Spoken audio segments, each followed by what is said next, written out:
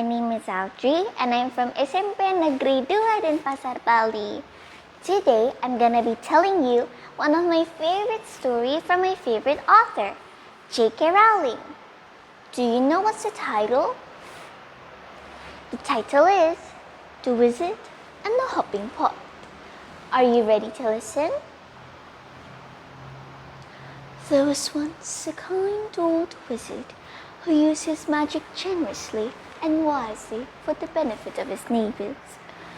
Rather than reveal the true source of his power, he pretended that all his potions, charms, and antidotes sprang ready-made from the little cauldron he called his lucky pot.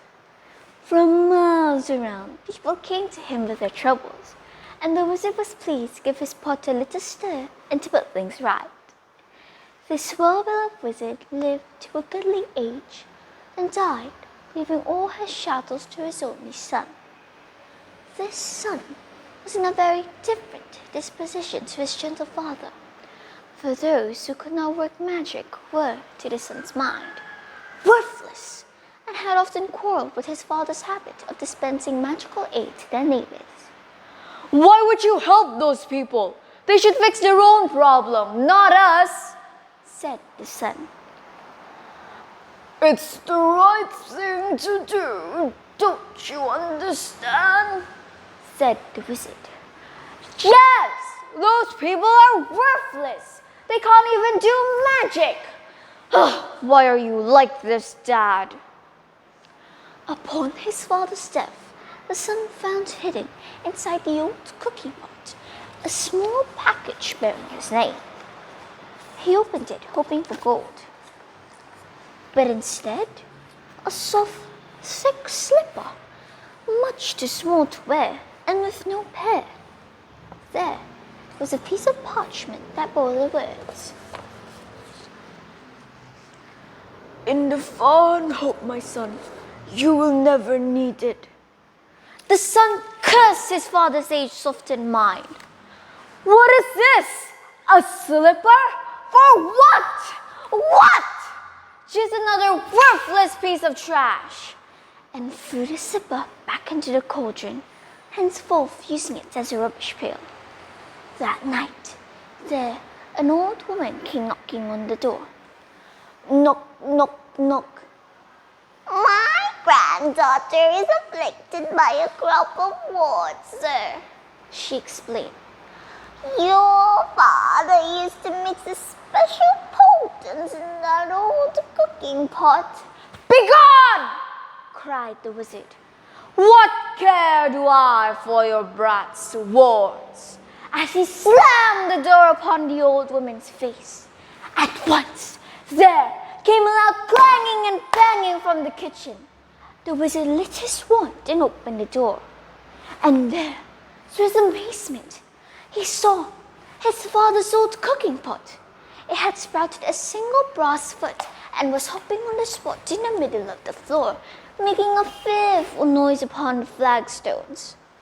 The wizard approached it in wonder, but fell back hurriedly when he saw the whole of the pot's surface covered in warts.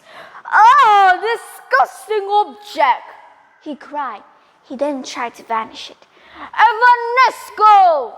And then to clean it with magic. Clean a Dari! And finally to force it out of the house.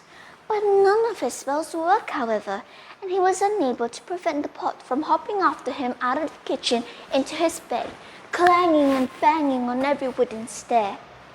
That night, the wizard could not sleep at all for the banging and clanging of the warty pot beside him. Oh, I can't sleep. The next morning, the pot insisted in hopping after him to the breakfast table. And before the wizard could even eat his porridge, there came another knock on the door. An old man stood on the doorstep. Knock, knock, knock. "'Tis my old donkey, sir," he explained. "Lucy is was stolen. Without her, I cannot take make my ways to the market, and me and my family will go hungry tonight. And I'm hungry now! Roared the wizard as he slammed the door upon the old man's face. Clang, clang, clang! Went the cooking pot's single brass foot as it hit the floor. Its clamor was mixed with the brays of a donkey and human groans of hunger, echoing from the depths of the pot. Ah, be still, be silent, just quiet down! Shh! Cried the wizard, but not all his magical powers could quieten the worthy pot, which had hopped at its heels all day, braying and groaning and clanging and banging and sprouting more words wherever he went or what he did. That evening, there came a third knock upon the door, and there stood on the threshold a young woman sobbing, though her heart would break. Knock, knock, knock. My baby is grievously ill. Won't you please help us? Your father bade me to come if troubled. Please help me. But the wizard just shut the door on her. Now the tormenting pot, filled to the brim with salt water, was sopping tears all over the floor, braying and groaning and clanging and banging and sprouting more words, though no more villagers came to seek help at the wizard's cottage for the rest of the week. The pot kept him informed of their many illnesses. Within a few days, it was not only braying and groaning and clanging and banging and sprouting more words, it was also choking and retching, crying like a baby, whining like a dog, spewing out bad cheese and sour milk and a plague of hungry slugs. The wizard could not sleep nor eat with the pot still beside him. Oh, I can't sleep. Pot, please be quiet. Oh, you pot, you stink. Oh, I can't take this any longer.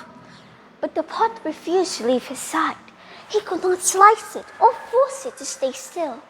Alas, the wizard could not bear it any longer. Ah, I can't take this anymore. Bring me all your problems, all your troubles, and all your woes, he screamed, fleeing into the night, with the pot still hopping along behind him as the wizard ran into the village. Come, let me cure you, mend you and comfort you. I have my father's old cooking pot, and I shall make you well. With the foul pot still hopping along behind him, the wizard ran up to the streets, casting spells in every direction. In one house, the little girl's wards vanished as she slept. The lost donkey was brought back from a distant briar patch and set down softly in its stable. The sick baby was doused in dittany and woke well and rosy.